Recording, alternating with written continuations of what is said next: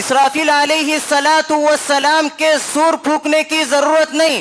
شریعت یہ کہتی ہے جب انسان کی آنکھ بند ہو جاتی ہے، جب انسان کو موت واقع ہو جاتی ہے، تبھی سے اس کا حساب و کتاب وہی سے شروع ہو جاتا ہے. من مات فقد قامت قیامتہ.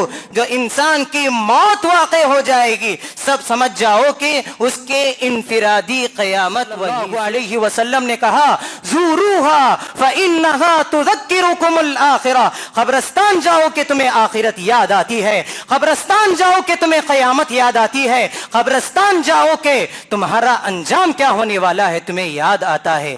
آج دیکھنے کو یہ ملتا ہے کہ ہم قبرستان جاتے ہیں، وہاں پر عبرت پڑھنے کے بجائے وہاں پر ہم اپنے کاروبار کی باتیں کرتے ہیں. آپ صلی اللہ علیہ وسلم وہاں پر جاتے تھے، روتے تھے، وہاں کے منظر کو یاد کرتے تھے، رویا رلایا. صحابہ کا یہ منہج ہے، آپ صلی اللہ علیہ وسلم کا یہ منہج ہے. ہم وہاں پر جائیں گے قبرستان میں. ابراہیم علیہ وسلم نے کہا جو آدمی شرک کرتا ہے، جو آدمی کفر کرتا ہے، ایسے شخص کو مرنے کے بعد قبر میں عذاب ہوگا. جو آدمی دنیا میں سود لے گا، بیاج لے گا اور بیاج کو کھائے گا، انتقال ہونے کے بعد اس کو قبر میں طرح طرح کا عذاب دیا جائے گا. اور اسی طرح جو آدمی جھوٹ بولتا ہے اس چیز کو بھی عذاب قبر کا سبب بتلایا. اشہد ان لا الہ الا اللہ وحدہ لا شریک لہ واشہد ان محمدا عبدہ ورسولہ. يا أيها الذين آمنوا اتقوا الله حق تقاته ولا تموتن إلا وأنتم مسلمون. يا أيها الناس اتقوا ربكم الذي خلقكم من نفس واحدة وخلق منها زوجها وبث منهما رجالا كثيرا ونساء واتقوا الله الذي تساءلون به والأرحام إن الله كان عليكم رقيبا. يا أيها الذين آمنوا اتقوا الله وقولوا قولا سديدا يصلح لكم أعمالكم ويغفر لكم ذنوبكم ومن يطع الله ورسوله فقد فاز فوزا عظيما. أما بعد فإن خير الحديث كتاب الله وخير الهدي هدي محمد صلى الله عليه وسلم وشر الأمور محدثاتها وكل محدثة بدعة وكل بدعة ضلالة وكل ضلالة في النار. أعوذ بالله من الشيطان الرجيم. بسم الله الرحمن الرحيم. يوم نقول لجهنم هل امتلأت وتقول هل من مزيد وأزلفت الجنة للمتقين غير بعيد. هذا ما توعدون لكل أواب حفيظ من خشي الرحمن بالغيب وجاء بقلب منيب. ادخلوها بسلام ذلك يوم الخلود لهم ما يشاءون فيها ولدينا مزيد.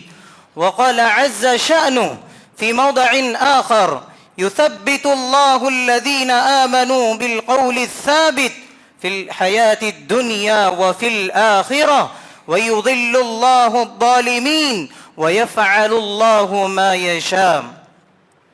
حاضرین جمعہ، پردہ نشین خواتین اسلام، ہر قسم کی تعریف و توصیف، بڑائی، کبریائی، بزرگی، وحدت، ہماری تمام عبادتیں، ہماری دعائیں، ہمارے نذر و نیاز، ہماری قربانیاں، تمام چیزیں اس اللہ وحدہ لا شریک کے لیے لائق، اسی کے لیے زیبا، اسی کے لیے وقف و قربان ہے جو میرا اور آپ کا خالق ہے، رازق ہے، مالک بھی ہے.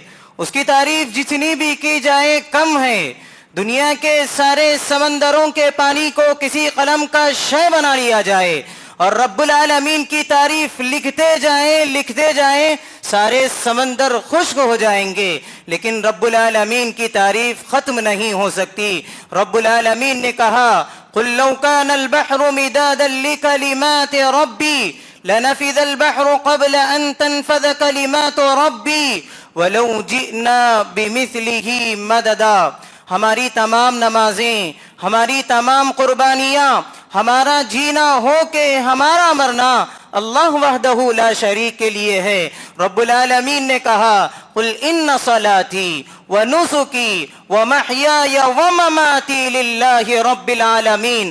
اے محمد صلی اللہ علیہ وسلم، آپ یہ بات اپنی امت کے سامنے رکھ دیجئے کہ میری نماز، میری قربانی، میرا جینا ہو کہ میرا مرنا اللہ وحدہ لا شریک کے لیے ہے۔ صلاۃ و سلام ہو تمام ہی انبیاء کرام علیہم الصلاۃ والسلام پر، بالخصوص میرے اور آپ کے آخری نبی محمد الرسول اللہ صلی اللہ علیہ وسلم کے ذات گرامی پر، جن کی محنتوں سے، جن کی قدوں کاوشوں سے، جن کی قربانیوں سے دین اسلام ہم تک پہنچا۔ اور آج ہماری یہ ذمہ داری ہے کہ اس دین اسلام کو دنیا کے کونے کونے تک عام کیا جائے۔ حاضرین گرامی، خطبہ مسنونہ کے بعد میں نے آپ کے روبرو سورۃ ابراہیم سے ایک آیت کریمہ پڑھ کر سنائی، جس میں اللہ رب العالمین نے کہا یثبت اللہ الذین آمنوا بالقول الثابت، کہ اللہ رب العالمین اہل ایمان کو حق بات کے ذریعے ثابت قدمی نصیب کرے گا۔ ثابت قدمی اہل ایمان کو اللہ رب العالمین حق بات کے ذریعے نصیب کرے گا، دنیا میں بھی آخرت میں بھی۔ وَيُضِلُّ اللَّهُ الظَّالِمِينَ وَيَفْعَلُ اللَّهُ مَا يَشَاءُ، اور اللہ رب العالمین ظالموں کو گمراہ کرتا ہے، اور اللہ رب العالمین جیسے چاہتا ہے ویسے کر گزرتا ہے۔ تو اس آیت کریمہ میں تمام ہی مفسرین اکرام کا اس بات پر اتفاق ہے، دنیا میں ثابت قدمی سے مراد اہل ایمان کو اللہ رب العالمین کلمہ توحید پر ثابت قدمی عطا کرتا ہے، اور آخرت میں ثابت قدمی سے مراد تمام ہی مفسرین اکرام کا اس بات پر اتفاق ہے، وہ جو ہے خبر کا مرحلہ ہے۔ خبر میں اللہ رب العالمین کے حکم سے فرشتے اور اللہ رب العالمین کے ملائکہ انسان کو جو سوالات کریں گے، اس وقت اللہ رب العالمین صحیح جوابات دینے کی توفیق اور سعادت انہیں نصیب کرے گا۔ محترم حاضرین، انسان کی زندگی 3 مرحلوں پر مشتمل ہے۔ سب سے پہلے دنیاوی زندگی، دوسری برزخی زندگی، تیسری اخروی زندگی۔ آج کے اس مختصر سے خطبے میں انشاءاللہ میں آپ کے روبرو برزخی زندگی سے متعلق کچھ باتیں رکھنے کی کوشش کروں گا۔ اللہ رب العالمین سے دعا ہے کہ اللہ رب العالمین سب سے پہلے مجھ کہنے والے کو اور آپ سبھی سننے والوں کو عمل کی توفیق عطا فرمائے۔ محترم حاضرین، انسان جب انتقال کر جاتا ہے، انسان جب اس دنیا سے رخصت ہو جاتا ہے، اس کے رخصت ہو جانے کے بعد قیامت قائم ہونے تک وہ جس عالم میں زندگی گزارتا ہے، وہ جس عالم میں اپنی زندگی گزارتا ہے، اس کو عالم قبر کہتے ہیں، اس کو جو ہے عالم برزخ بھی کہتے ہیں۔ انسان جو بھی عمل کرتا ہے، انسان جو بھی عمل کرتا ہے، نیکی کیا، گناہ کیا، تو اس کے لیے سورہ اسرافیل کی ضرورت نہیں، اسرافیل علیہ السلام کے سور پھونکنے کی ضرورت نہیں۔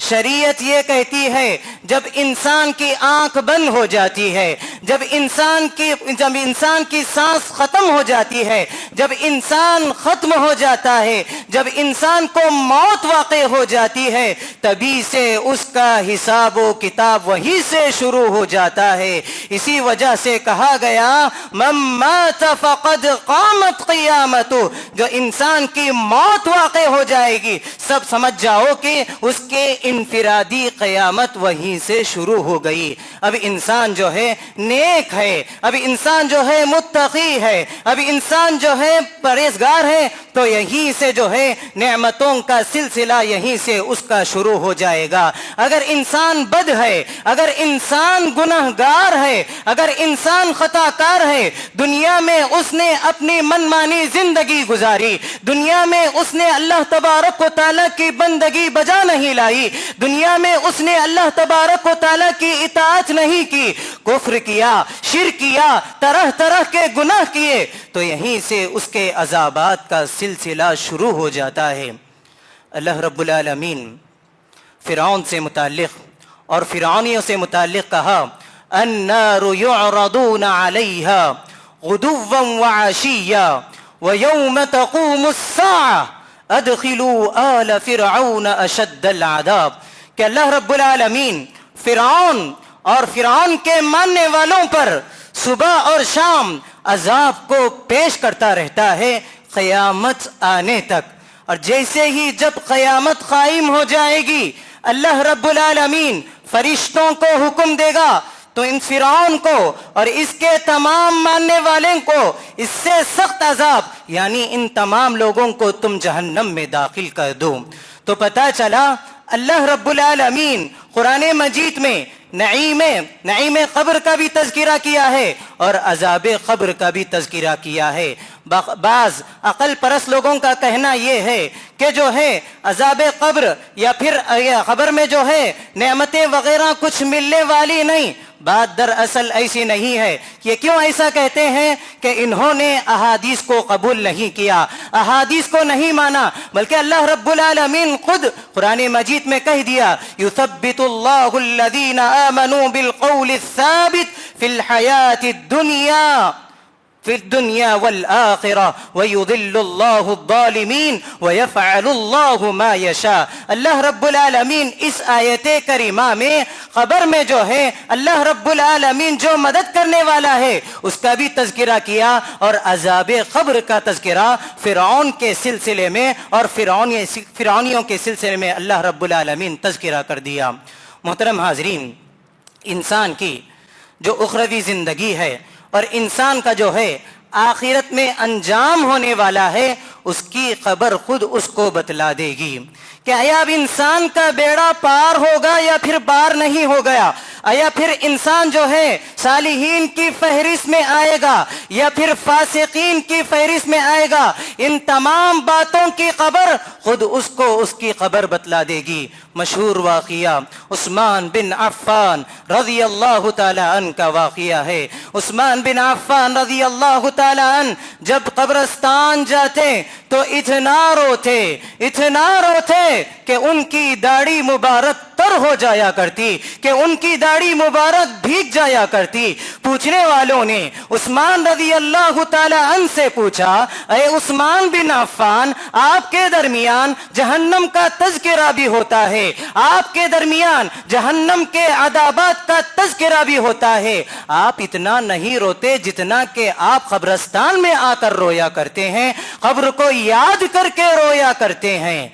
उस्मान रज़ी अल्लाह तआला ने कहा कि प्यारे नबी सल्लल्लाहु अलैहि वसल्लम ने कहा कि ये जो है कब्र आखिरत की पहली मंजिल है। अगर इंसान का बेड़ा यहाँ पर पार हो गया तो आगे मराहिल भी उसके लिए आसान, उसका हिसाब भी आसान, उसका किताब भी आसान, उसके आगे मराहिल भी उसके लिए आसान, पुल सिरात के रास्ते भी उसके लिए आसान हो जाएंगे। अगर इंसान यहाँ पर फंस गया, अगर इंसान का बेड़ा यहाँ पर पार नहीं हुआ तो उसके लिए आगे के मराहिल भी मुश्किल, उसके लिए क़यामत के दिन के मराहिल भी मुश्किल, उसके लिए हश्र व नशर के मसाइल भी मुश्किल और उसके लिए पुल सिरात के रास्ते भी मुश्किल हो जाएंगे। एक मर्तबे प्यारे नबी सल्लल्लाहु अलैहि वसल्लम और हजरत आप सल्लल्लाहु अलैहि वसल्लम इस बेतबाती दुनिया को समझाने के लिए और आने वाली आखिरत को समझाने के लिए आप सल्लल्लाहु अलैहि वसल्लम सहाबा इकराम रिज़वानुल्लाहि अलैहिम अजमाइन की मजालिस में अज़ाब क़ब्र का तज़किरा किया करते थे। एक मर्तबा सहाबी रसूल कहते हैं, प्यारे नबी सल्लल्लाहु अलैहि वसल्लम बकी के कब्रिस्तान में तशरीफ फरमा है, जनाजा लाया गया है, अभी कब्र तैयार नहीं हो चुकी है, अभी जो है कब्र तैयार हो रही है। आप सल्लल्लाहु अलैहि वसल्लम क़िबला रुख हुए हैं और आपके हाथ में छड़ी है और आप अपनी छड़ी से जमीन से खुरे दे जा रहे हैं। جیسے آپ متفکر ہوں, جیسے کہ آپ کچھ چیزوں کو سوچ رہے ہیں, کن مناظر کو دیکھ رہے ہیں. پھر اس کے بعد صحابہ کرام رضوان اللہ علیہم اجمعین سے آپ صلی اللہ علیہ وسلم نے کہا, یا اخوانی لمثل ھذا فاعدوا, اے میرے بھائیوں, اس مقام پر آنے سے پہلے, اس مکان پر آنے سے پہلے, اس گھر میں آنے سے پہلے آپ جو ہے تیاری کر لو, کہ جو ہے قبر میں جانے سے پہلے ہم کو تیاری کر لینی چاہیے. ایک مرتبہ کا واقعہ ہے, اسماء رضی اللہ تعالی عنہا فرماتی ہیں کہ پیارے نبی صلی اللہ علیہ وسلم مسجد نبوی میں تشریف فرما ہے, اور آپ کے ساتھ صحابہ کرام رضوان اللہ علیہم اجمعین بھی موجود ہیں. آپ صلی اللہ علیہ وسلم صحابہ کرام رضوان اللہ علیہم اجمعین کے درمیان عذاب قبر کا تذکرہ کر رہے ہیں, فتنہ قبر کا تذکرہ کر رہے ہیں. ان تمام چیزوں کو یاد کر کر صحابہ کرام نے اتنا رویا. اسماء رضی اللہ تعالی عنہا کہتی ہیں, ضج المسلمون ضجتاً, کہ صحابہ کرام کے رونے کی وجہ سے ساری مسجد نبوی گونج اٹھی, اور مجھے یہ سمجھ میں نہیں آ رہا تھا کہ آپ صلی اللہ علیہ وسلم کی نصیحت کے بعد اور آپ صلی اللہ علیہ وسلم جو تذکرہ کیے ہیں عذاب قبر کے سلسلے میں, فتنہ قبر کے سلسلے میں, جو باتیں آپ صلی اللہ علیہ وسلم بول رہے تھے وہ مجھے سمجھ میں نہیں آ رہا تھا. محترم حاضرین, آپ صلی اللہ علیہ وسلم اس کی تیاری پر ابھارتے ہوئے کہا, ما رأیت قط الا والقبر افظع من, کہ قبر سے زیادہ بھیانک منظر کسی اور کا میں نے کبھی نہیں دیکھا. ایک اور منظر, ایک اور مرتبہ پیارے نبی صلی اللہ علیہ وسلم نے کہا, فلولا الا تدافنوا ان يسمعكم من عذاب القبر اسمع من, اگر لوگوں کا تدفین کرنے کا, دفن کرنے کا مسئلہ نہیں ہوتا, میں اللہ رب العالمین سے دعا کرتا کہ اللہ رب العالمین جو مجھے عذاب قبر کے سلسلے میں آوازیں سنا رہا ہے وہ بھی آپ کو سنائے. اگر ایسا ہوتا تو آپ اپنے رشتہ داروں کو, اپنے والدین کو, اپنے بیوی کو, اپنے بچوں کو, اپنے اقربا کو, اپنے اہل خاندان کو دفنانا چھوڑ دو گے. محترم حاضرین, آپ صلی اللہ علیہ وسلم بہت ہی بھیانک منظر بتلائے ہیں, اور یہ قبرستان یہ عبرت کا گھر ہے, یہ عبرت کا مقام ہے, یہ عبرت کی جگہ ہے. جب بھی ہم وہاں پر جائیں وہاں پر ہم کو عبرت پکڑنا چاہیے. پیارے نبی صلی اللہ علیہ وسلم نے ہمیں ابھارا ہے قبرستان جانے پر کہ تم قبرستان جایا کرو, تمہاری حیثیت تمہیں معلوم ہو جائے گی. قبرستان جایا کرو, تم کیا ہے تمہاری حیثیت تمہیں معلوم ہو جائے گی. قبرستان جایا کرو, تمہارے دولت کی حیثیت تمہیں معلوم ہو جائے گی. قبرستان جایا کرو, تمہارے بنگلوں کی حیثیت تمہیں معلوم ہو جائے گی. قبرستان جایا کرو, تمہارے کاروں کی, تمہارے گاڑیوں کی حیثیت تمہیں معلوم ہو جائے گی. تمہاری حیثیت کیا ہے؟ قبرستان جایا کرو, تمہاری حیثیت تمہیں معلوم ہو جائے گی. قبرستان جایا کرو, تمہارے عہدوں کی, تمہارے منصبوں کی حیثیت تمہیں معلوم ہو جائے گی. پیارے نبی صلی اللہ علیہ وسلم نے کہا, زوروہا فإنہا تذکرکم الآخرہ, قبرستان جاؤ کہ تمہیں آخرت یاد آتی ہے. قبرستان جاؤ کہ تمہیں قیامت یاد آتی ہے. قبرستان جاؤ کہ تمہارا انجام کیا ہونے والا ہے تمہیں یاد آتا ہے.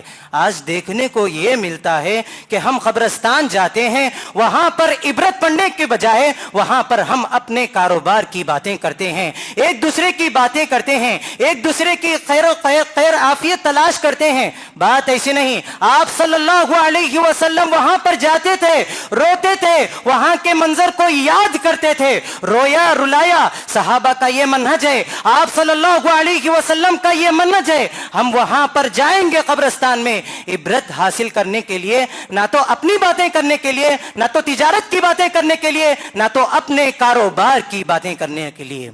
محترم حاضرین, ایک مرتبہ آپ صلی اللہ علیہ وسلم ایک صحابی سے تدفین سے فارغ ہو کر خاموش کھڑے ہیں.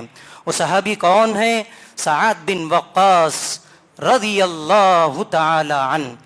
جیسے ہی آپ صلی اللہ علیہ وسلم ان کی تدفین سے فارغ ہو کر کھڑے ہوئے ہیں اور آپ صلی اللہ علیہ وسلم اللہ اکبر اللہ اکبر یہ نعرہ بلند کر رہے ہیں، صحابہ کرام رضوان اللہ علیہم اجمعین آپ صلی اللہ علیہ وسلم کی کیفیت کو دیکھا اور دیکھ کر صحابہ کرام رضوان اللہ علیہم اجمعین نے اللہ اکبر کی ندا لگائی، اللہ اکبر کا نعرہ بلند کیا۔ پھر کچھ دیر بعد آپ صلی اللہ علیہ وسلم سبحان اللہ سبحان اللہ سبحان اللہ کہتے رہے۔ صحابہ کرام رضوان اللہ علیہم اجمعین نے آپ صلی اللہ علیہ وسلم کے اس منظر کو بھی دیکھا اور دیکھ کر پیارے نبی صلی اللہ علیہ وسلم جیسے تسبیح بیان کر رہے ہیں بلند آواز سے، تو صحابہ کرام رضوان اللہ علیہم اجمعین نے سبحان اللہ کہتے رہے۔ واقعہ ہو گیا۔ پھر اس کے بعد بعض صحابہ کرام رضوان اللہ علیہم اجمعین نے آپ صلی اللہ علیہ وسلم سے سوال کیا، اے اللہ کے رسول صلی اللہ علیہ وسلم، آپ خلاف عادت خلاف معمول تدفین ہوئی کہ آپ نے اللہ اکبر کا نعرہ لگایا، پھر اس کے بعد کہ آپ نے جو ہے سبحان اللہ کا نعرہ لگایا، آخر اس کی وجہ کیا تھی؟ تو پیارے نبی صلی اللہ علیہ وسلم نے کہا کہ ہر انسان کو اس مرحلے سے گزرنا ہے کہ ایک مرتبہ ہر انسان کو قبر ایک مرتبہ ضرور دبوجے گی، تو اس وقت میں نے کیا کیا؟ اللہ اکبر کا نعرہ لگایا۔ جب ان کے لیے ان کی قبر کشادہ ہو گئی تو میں نے سبحان اللہ کا نعرہ لگایا۔ پیارے نبی صلی اللہ علیہ وسلم ایک اور حدیث میں کہا، هذا الذي تحرك له العرش وشهد له 70,000 من الملائكة لقد ضم ضمة ثم فرج عنه۔ کہ ایسے صحابی ہیں سعد بن وقاص رضی اللہ تعالیٰ جن کی وفات سے اللہ تبارک و تعالیٰ کا عرش حرکت میں آ گیا، جن کی وفات کی وجہ سے ان کے نماز جنازہ میں 70,000 فرشتے شریک تھے۔ یہ جو ہے قبر نے انہیں بھی دبوچا اور انہیں جو ہے کشادہ کر دیا۔ تو میرا اور آپ کا حال کیا ہونا ہے؟ حافظ ابن حجر رحمہ اللہ اس حدیث کی شرح کرتے ہوئے کہتے ہیں، یہ عذاب نہ تھا سعد بن معاذ رضی اللہ تعالیٰ عنہ کے لیے، یہ چیز عذاب نہ تھی کہ مسئلہ یہ ہے کہ ہر انسان کو اس مرحلے پر سے گزرنا ہے، ہر انسان کو اس مرحلے سے گزرنا ہے کہ ضرور جو ہے کہ ایک مرتبہ خبر جو ہے دبوجے گی، پھر اس کے بعد کشادہ کرے گی۔ محترم حاضرین، 3 چیزوں کو ضرور یاد رکھنا۔ جو آدمی 3 چیزوں کو یاد رکھے گا، تین چیزوں کا جس قدر لحاظ رکھے گا، اہتمام کرے گا، اس کے حقوق ادا کرے گا، وہ آدمی عذاب قبر سے محفوظ رکھے گا۔ سب سے پہلی چیز رب کی معرفت۔ ہمارا رب کون ہے؟ اللہ رب العالمین کون ہے؟ اس کے حقوق کی معرفت کہ اس کے عبادات کیا ہیں، اس کے اسماء و صفات کی معرفت کہ اس کے اسماء و صفات کیا ہیں، یہ تمام چیزوں کا علم ہمارے اندر رہنا بہت ضروری ہے۔ اور اسی طرح نبی کریم صلی اللہ علیہ وسلم کی معرفت کہ ہمارے نبی کون ہے، کہ ہمارے نبی کیسے تھے، کہ آپ صلی اللہ علیہ وسلم اس دنیا میں کس لیے تشریف لائے، اور آپ صلی اللہ علیہ وسلم کا پیغام اپنی امت کے لیے کیا تھا، اس کی معرفت بھی ہونا بہت ضروری ہے۔ اور اسی طرح دین کی معرفت، دین کے احکامات کیا ہیں، اللہ رب العالمین دین میں کیا کچھ باتیں رکھا ہے، ان تمام چیزوں پر غور کرنا چاہیے۔ پیارے نبی صلی اللہ علیہ وسلم ان تینوں چیزوں کو ایک ذکر میں فرمایا، رضیت باللہ ربا وبالاسلام دینا وبمحمد الرسولا، کہ میں نے راضی ہو گیا اس بات پر کہ رب العالمین میرا رب ہے, کہ میں راضی ہو گیا اس بات پر دین اسلام ہمارا دین ہے, کہ میں نے راضی ہو گیا اس بات پر کہ پیارے نبی صلی اللہ علیہ وسلم ہمارے رسول ہیں, ہمارے نبی ہیں. یہی وجہ ہے قبر میں یہی ان 3 چیزوں کا سوال کیا جائے گا. من ربک, ما دینک, من نبیک, کہ تیرا رب کون ہے, تیرا دین کیا ہے, تیرا دین کون سا ہے, اور تیرے نبی کون ہے. بعض روایتوں سے پتہ چلتا ہے کہ ایک اور سوال ہوگا, من ربک, تیرا رب کون ہے. مومن جب جو ہے جواب دے گا ربی اللہ, کہ میرا رب پروردگار اللہ رب العالمین ہے, تو اس کے بعد فرشتے اللہ رب العالمین کے حکم سے سوال کریں گے, ہل رأیت اللہ, کیا تو نے اللہ رب العالمین کو دنیا میں دیکھا. تو وہ آدمی, وہ انسان, وہ بندہ کہے گا وما ينبغي لأحد ان ير اللہ, دنیا میں کسی کے لیے یہ بات ممکن نہیں کہ وہ جو ہے اللہ رب العالمین کو دیکھے.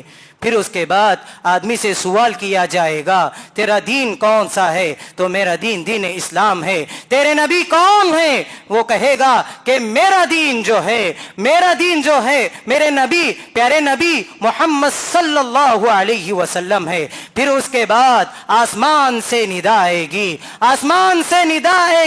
ندا یہ آئے گی فَأَفْرِشُوهُ مِنَ الْجَنَّةِ أَن صَدَقَ عَبْدِي, کہ میرے بندے نے سچ کہا, میرے باتیں نے حق بات کہی. فَأَفْرِشُوهُ مِنَ الْجَنَّةِ, تم اس کے لیے جنت کا بستر بچھا دو.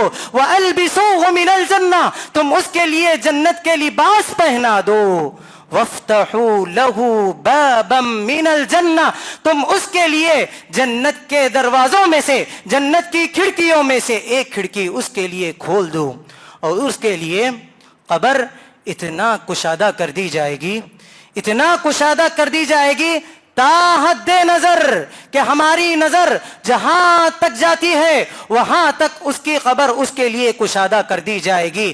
وہ یہاں سے دیکھے گا تو اس کی قبر اتنی کشادہ ہوگی, وہ یہاں سے دیکھے گا تو اس کی قبر اتنی کشادہ ہوگی, اور وہ یہاں سے دیکھے گا تو اس کی قبر اتنی کشادہ ہوگی, اور یہاں سے دیکھے گا تو اس کی قبر اتنی کشادہ ہوگی. تا حد نظر, تا حد بصر, تا حد نظر جو ہے اس کی نگاہ جہاں تک جائے گی اللہ رب العالمین اس کی قبر کو اتنا ہی کشادہ کر دے گا.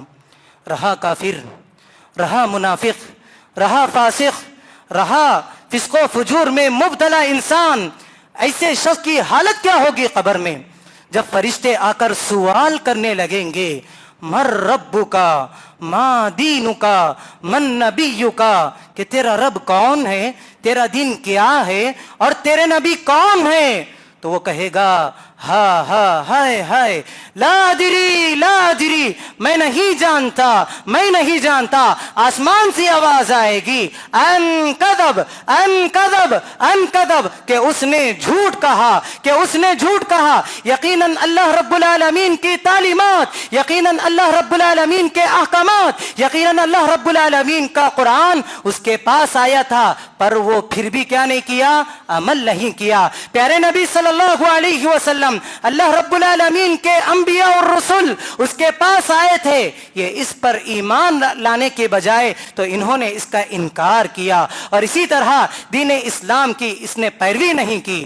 پھر اس کے بعد کہا جائے گا فَأَفْرِشُوهُ مِنَ النَّارِ, تم اس کے لیے جہنم کا بستر بچھا دو. وَأَلْبِسُوهُ مِنَ النَّارِ, کہ تم اس کے لیے جہنم کا لباس پہنا دو. وَافْتَحُوا لَهُ بَابًا مِنَ النَّارِ, کہ تم اس کے لیے جہنم کے جو کھڑکیاں ہیں, جہنم کے جو دروازے ہیں, اس دروازوں میں سے ایک دروازہ اس کے لیے کھول دو. حاضرین, غور کرنے کا مقام ہے. اگر ہم دنیا میں اللہ رب العالمین کی اطاعت نہیں کریں گے, اگر ہم دنیا میں توحید پر عمل نہیں کریں گے, اگر ہم اللہ رب العالمین کی اطاعت نہیں کریں گے, نمازی نہیں بنیں گے, نماز نہیں پڑھیں گے, پرہیزگار نہیں بنیں گے, ان لوگوں کو سوچ لینا چاہیے کہ ان کا حال کیا ہونے والا ہے. ایسا نہیں کہ ان کا حل ایسا ہونے والا ہے جو آدمی اچھا عمل کرے گا اللہ رب العالمین اس کے لیے قبر میں نعمتوں سے اس کو سرفراز کرنے والا ہے۔ تو محترم حاضرین، جو کچھ باتیں کہی گئی ہیں، جو کچھ باتیں کہی گئی ہیں، یہ سارے واقعات، یہ ساری باتیں یوں ہی مزے لینے کے لیے نہیں بیان کی گئی، بلکہ عمل کرنے کے لیے یہ ساری باتیں بتلائی گئی ہیں۔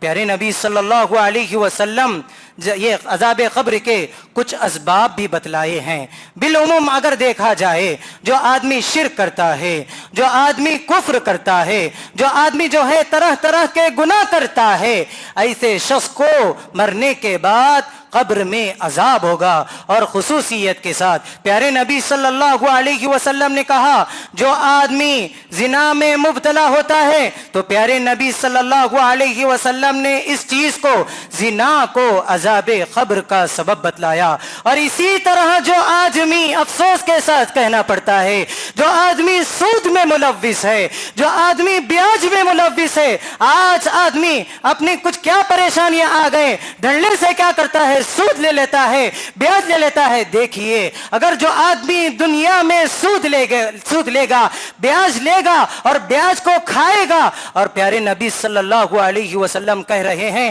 انتقال ہونے کے بعد اس کو قبر میں طرح طرح کا عذاب دیا جائے گا۔ اور اسی طرح جو آدمی جھوٹ بولتا ہے، جو آدمی طرح طرح کے اپنے آپ کو بچانے کے لیے یا پھر کسی وجہ سے جھوٹ بولتا ہے، ڈرنے سے جھوٹ بول دیتا ہے، تو پیارے نبی صلی اللہ علیہ وسلم نے اس چیز کو بھی عذاب قبر کا سبب بتلایا۔ اور اسی طرح پیارے نبی صلی اللہ علیہ وسلم نے ایک سبب یہ بھی بتلایا کہ جو آدمی پیشاب کے خطروں سے نہیں بچتا، تو یہ چیز بھی پیارے نبی صلی اللہ علیہ وسلم نے عذاب قبر کا سبب بتلایا ہے۔ اور اسی طرح ایک اور چیز، جو آدمی شغل خوری میں مبتلا ہوتا ہے، ادھر کی باتیں ادھر لگا رہا ہے، ایک آدمی ہے، ایک خاندان کی بات ادھر سن رہا ہے اور دوسرے خاندان والوں کے پاس جا کر لگا رہا ہے، اور اس خاندان کی باتیں سن رہا ہے اور یہاں آ کر لگا رہا ہے، دونوں کے درمیان دراڑیں پیدا کر رہا ہے، دونوں کے درمیان لڑائیاں پیدا کر رہا ہے، دونوں کے درمیان ناراضگیاں پیدا کر رہا ہے۔ تو پیارے نبی صلی اللہ علیہ وسلم نے کہا، ایسے شخص کو بھی انتقال کر جانے کے بعد اسے جو ہے قبر میں عذاب دیا جائے گا۔ محترم حاضرین، اسی طرح کہ آپ صلی اللہ علیہ وسلم جہاں اسباب بتلائے ہیں وہاں پر ہمیں علاج بھی بتلائے ہیں۔ بالعموم اگر دیکھا جائے، اللہ تبارک و تعالیٰ کی اطاعت، نیک کام کرنا، تقوی شعار زندگی گزارنا، جہاں کہیں بھی ہم رہیں اللہ رب العالمین سے ڈر کر زندگی گزارنا، نمازوں کی پابندی کرنا، روزوں کی پابندی کرنا، صدقات و خیرات کی پابندی کرنا، حج و عمرہ کی پابندی کرنا، بالعموم کہا جائے تو یہ تمام چیزیں ایک بندے کو، ایک آدمی کو عذاب قبر سے محفوظ رکھ سکتی ہے۔ اسی طرح بالخصوص پیارے نبی صلی اللہ علیہ وسلم نے کہا کہ جو آدمی سورۃ الملک کی تلاوت کی پابندی کرتا ہے، سورہ ملک کو پڑھتا ہے، تبارک الذی بیدہ الملک، پیارے نبی صلی اللہ علیہ وسلم نے کہا سورۃ فی القرآن، سورۃ فی القرآن 30 آیہ شفعت لہ الرجل، کہ پیارے نبی صلی اللہ علیہ وسلم نے کہا کہ جو قرآن مجید میں ایک ایسی سورت ہے جس میں 30 آیتیں ہیں، جس میں 30 آیتیں ہیں، جو بندہ اس کا اہتمام کرتا ہے، اس کو زیادہ سے زیادہ پڑھتا ہے، کل قیامت کے دن یہی سورت آدمی کے لیے سفارش بن کر آئے گی، قبر میں اس کے لیے سفارش بن کر آئے گی، غفر لہ، اور پیارے نبی صلی اللہ علیہ وسلم نے کہا کہ اس کے تمام گناہ معاف کر دیے جائیں گے۔ اسی سورت سے متعلق ایک اور روایت میں پیارے نبی صلی اللہ علیہ وسلم نے کہا ہی المانعہ ہی المنجیہ، یہ ایک ایسی سورت ہے جو ہمیں عذاب قبر سے بچانے والی ہے، یہ عذاب قبر سے ہمیں نجات دلانے والی ہے۔ پیارے نبی صلی اللہ علیہ وسلم نے ہمیں علاج بھی بتلایا ہے کہ رہتی زندگی میں ہم ان تمام چیزوں کی پابندی کر کے ہم عذاب قبر سے محفوظ رہ سکتے ہیں۔ محترم حاضرین، جب آپ قبرستان جاتے ہیں نا، قبرستان جاتے ہیں تو اس وقت ان کے حق میں ہم کو دعا کرنا ہے۔ پیارے نبی صلی اللہ علیہ وسلم نے کہا، آپ صلی اللہ علیہ وسلم نے ہمیں یہ دعا سکھلائی، السلام علیکم یا اہل القبور انتم صلفنا ونحن بالاثر، اے قبر والوں تم پر سلامتی ہو، تم پر اللہ تبارک و تعالیٰ کی رحمت نازل ہو، یقیناً تم ہم سے پہلے چلے گئے، یقیناً جو ہے آپ کے بعد ہم آنے والے ہیں۔ محترم حاضرین، یہ قبر یہ تنہائی کا گھر ہے، یہ قبر ایک ایسا مقام ہے یہاں پر ہم کو خود جانا ہے، نہ تو ہمارے ساتھ بستی والے آئیں گے، نہ تو ہمارے ساتھ شہر والے آئیں گے، نہ تو ہمارے ساتھ اقربا آئیں گے، نہ تو ہمارے ساتھ خاندان والے آئیں گے، نہ تو ہمارے ساتھ گھر والے آئیں گے، نہ تو ہمارے ساتھ ہمارے بیوی بچے آئیں گے۔ ان کا کوئی چیز نہیں ہوگی، یہ آئیں گے ثواب کی نیت سے، ہمارے منہ پر مٹی ڈالیں گے، چلے جائیں گے۔ ہمارے ساتھ کوئی چیز آئے گی تو بس ایک ہی چیز آئے گی، وہ ہے ہمارے نیک اعمال۔ نیک اعمال کل جب ہم انتقال کر جائیں گے، قبر میں رہیں گے، نیک اعمال ہمارے حق میں آئیں گے، تو بندہ اس نیک اعمال سے سوال کرے گا کہ تم کون ہو، تو سارے نیک اعمال جواب دیں گے کہ تم نے دنیا میں نماز کی پابندی کی، کہ تم نے دنیا میں اللہ کی اطاعت کی، کہ تم نے دنیا میں ایسی ہمیشہ اللہ رب العالمین سے ڈر کر زندگی گزاری، تم نے دنیا میں جو زندگی گزاری، جو بھی کام کیے، نیکی کے کام کیے، اللہ تبارک و تعالیٰ کو راضی کرنے کے لیے کیے، اخلاص کے ساتھ کیے، آپ کو جو خدمت کا موقع ملا ہے وہ جو ہے اللہ تبارک و تعالیٰ کو راضی کرنے کے لیے آپ نے کیا ہے۔ یہی وہ سارے اعمال ہیں جو میں آپ کو ایک نوجوان کی شکل میں آپ کے درمیان آ کر کھڑا ہوں۔ تو محترم حاضرین، کہنا بتلانا مقصد یہی ہے، میرے خطبے کا پیغام بھی یہی ہے کہ آپ جو ہے، میری اور آپ کی یہ ذمہ داری بنتی ہے کہ رہتی زندگی میں ہم اللہ تبارک و تعالیٰ کی اطاعت کریں گے، اللہ کے رسول صلی اللہ علیہ وسلم کی اتباع کریں گے، نیکیوں کے کام کریں گے، دنیا میں بھی ہم چین و سکون کے ساتھ رہیں گے اور ہم عذاب قبر سے بھی محفوظ رہ سکتے ہیں۔ اللہ رب العالمین سے دعا ہے کہ اللہ رب العالمین سب سے پہلے مجھ کہنے والے کو اور آپ سبھی سننے والوں کو عمل کی توفیق عطا فرما۔ پروردگار تو ہمیں عذاب قبر سے بچا لے، پروردگار تو ہمیں جہنم کے عذاب سے بچا لے۔ اللہم انی اسألک الجنہ واعوذ بک من النار، اللہم انی اسألک الجنہ واعوذ بک من النار، اللہم انی اسألک الجنہ واعوذ بک من النار۔ پروردگار جہاں کہیں بھی لوگ پریشان حال ہیں تو ان کی پریشانیوں کو تو دور فرما، پروردگار جہاں کہیں بھی لوگ مسائل میں الجھے ہوئے ہیں پروردگار تو ان کے مسائل کو سدھار دے، سلجھا دے، پروردگار جہاں کہیں بھی لوگ مصیبت میں مبتلا ہیں پروردگار تو ان کی پریشانیوں کو، مصیبتوں کو تو دور فرما، پروردگار مسلمانوں کے مسائل کو حل فرما، پروردگار مسلمانوں کی حفاظت فرما، پروردگار مسلمانوں کی عزت و آبرو کی حفاظت فرما، آمین یا رب العالمین۔ اقول قولی ھذا استغفر اللہ لی ولکم ولسائر المسلمین واستغفروہ من کل ذنب واتوب الیہ۔